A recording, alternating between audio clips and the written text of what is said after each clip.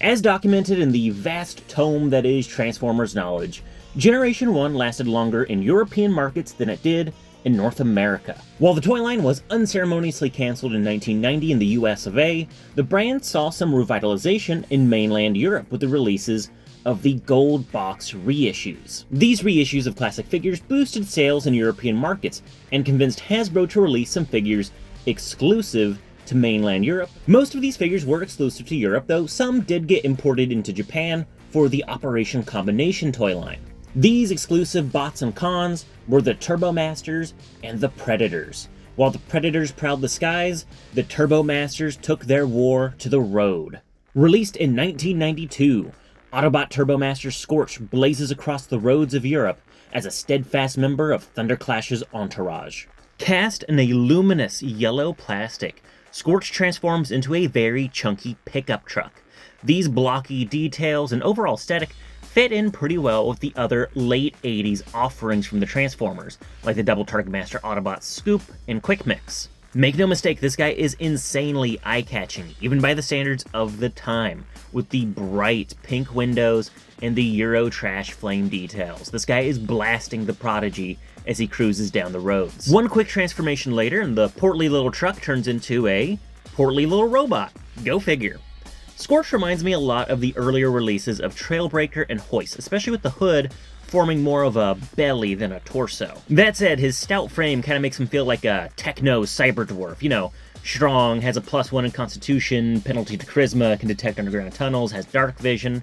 Oh yeah, speaking of. So Scorch is among the first figures ever introduced into the toy line to have light piping, and it is gorgeous. Today people complain about light piping features leaving characters looking dead or poorly lit.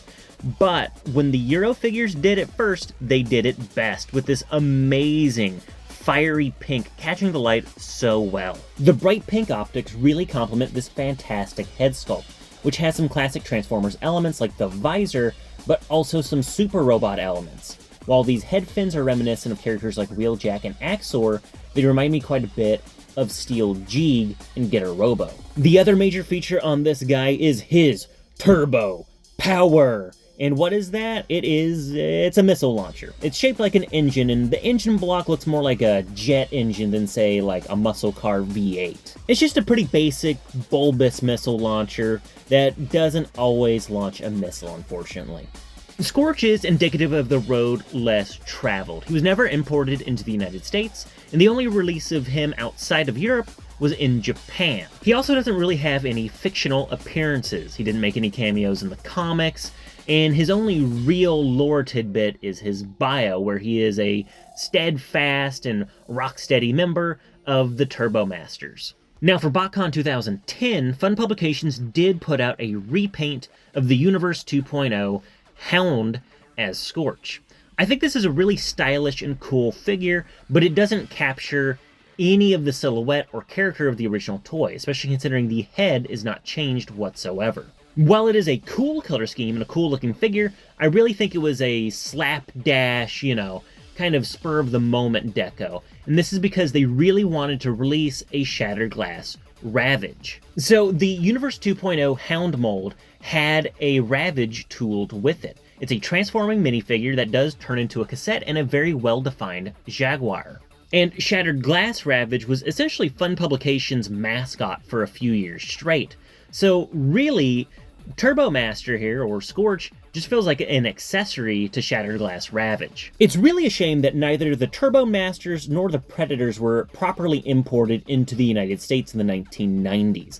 I understand that they would have had some modifications done for safety reasons, such as the tiny missiles being removed. While I do say importing the Euro toys would have made for a stronger 1990 outing for Transformers in the USA, that also comes with the caveat that Generation 2 wouldn't have happened, and the implosion of the G2 toy line is what made Hasbro reevaluate Transformers and rebuild it from the ground up with Beast Wars. Well, G1 Scorch might be one of the last great Turbo Masters, but you can still hear his engine roar down the fire roads under the shadow of the Decepticon Predators. It's one of Europe's most eye-catching pieces, and it's one that is highly sought after for a reason.